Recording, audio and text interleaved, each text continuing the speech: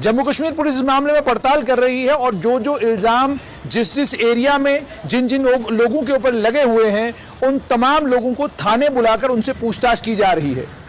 Akhnoor police ने वो library, जिस लाइब्रेरी में छात्र पढ़ते थे और जिस लाइब्रेरी के ऊपर इल्जाम लगाए जा रहे हैं कि वहां से सबसे ज्यादा छात्र सिलेक्ट हुए हैं, उस लाइब्रेरी से भी उसका रिकॉर्ड मंगवाया और उनसे कहा आप ये बताइए जो इल्जाम आपके ऊपर लगे हैं उसमें सच्चाई कितनी है।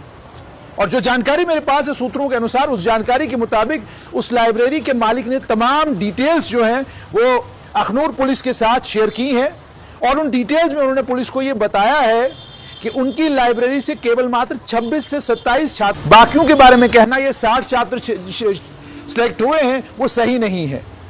पुलिस उस मामले में पड़ताल कर रही है और पुलिस मेरी जानकारी के मुताबिक उन लोगों को भी तलाश कर रही है जो लोग सूत्रधार माने जा रहे हैं, जिन लोगों के बारे में यह कहा जा रहा है कि यही वो लोग हैं जिन लोगों ने इस सब इंस्पेक्टर रिक्रूटमेंट मामले में पेपर बेचने का काम किया, आरोप उन पर लगा है, पेपर बेचने का आरोप लगा है।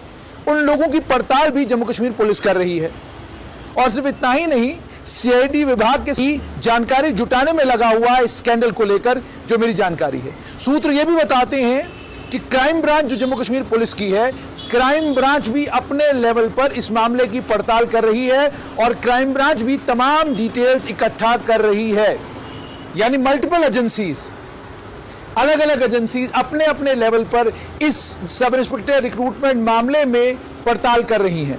सूत्रों ने हमें बताया कि Jammu Kashmir service selection board ने बहुत पहले सीआईडी विभाग को चिट्ठियां लिखी एक के बाद एक, और उन चिट्ठियों में कुछ लोगों को चिन्हित करके कहा ये लोग हैं जो बाहर जाकर ये शोर मचा रहे हैं कि हम सिलेक्शन करवाते हैं, हम आपको पेपर प्रदान करेंगे, हमें ये शिकायतें इन लोगों को लेकर आ रही हैं, आप कृपया इन शिकायतों को देखिए और इन लोगों के खिलाफ पर्याप्त जो कार्रवाई बनती है वो कार्रवाई करिए। ये चीजें भी अब आ रही हैं कि Jammu Kashmir service selection board ने कुछ पत्र लिखे हैं।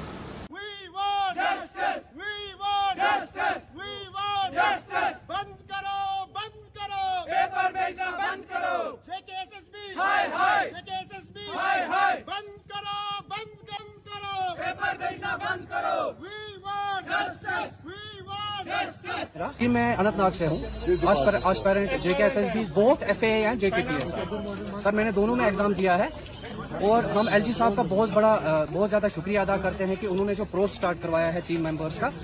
लेकिन सर बात इस तरह से है कि जो फाइनेंस अकाउंट असिस्टेंट का एग्जाम हुआ था वो JKPSI के एग्जाम से पहले हुआ था और जो स्कैम के खदशात थे, जो उसमें चोरी के खदशात थे, वो हमें पहले ही हमने अथॉरिटीज को जो है उसके बारे में इन्फॉर्म करवाया था।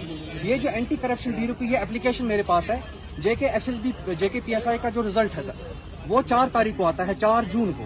लेकिन उससे पहले ही 30/5/2022 को हमने एंटी करप्शन ब्यूरो में ये एप्लीकेशन डाली थी कि आप इसका प्रोब करवाइए, आप इसकी इन्वेस्टिगेशन कीजिए विथ प्रूफ। हमने वो प्रूफ फाइनेंस अकाउंट असिस्टेंट के विथ प्रूफ उनको दिया था। लेकिन यहाँ से कश्मीर से अभी तक कोई प्रोटेस्ट नहीं हुआ, हम सड़कों पे नहीं आए थे इस वजह से क्योंकि हमने एक लीगल प्रोसीजर फॉलो किया था, एंटी करप्शन ब्यूरो के पास गए थे और सोशल मीडिया के थ्रू हमने थोड़ा बहुत किया था कि इसमें भी प्रोब होना चाहिए।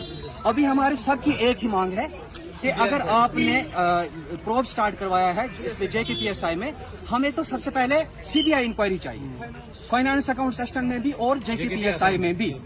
ठीक है, 1 महीने में मतलब 1-2 महीने में जो है। और सर जो री एग्जाम हम कोई री एग्जाम नहीं बोल रहे हैं, हम सिर्फ ये बात बोल रहे हैं कि आप एक इंडिपेंडेंट इन्वेस्टिगेशन कीजिए, जो कल्प्रिट्स हैं उनको सजा मिलनी चाहिए क्योंकि इसके बाद भी हमारे एग्जाम होने जा रहे हैं JKSSB में। कोई भी बच्चा मोटिवेटेड नहीं है, फिजिकली मेंटली वो मोटिवेटेड नहीं है पढ़ने के लिए। जब से वो ये न्यूज देख रहा है, जब से वो ये स्कैम्स देख रहा है कि इतना कुछ। आपकी डिमांड क्या है सर?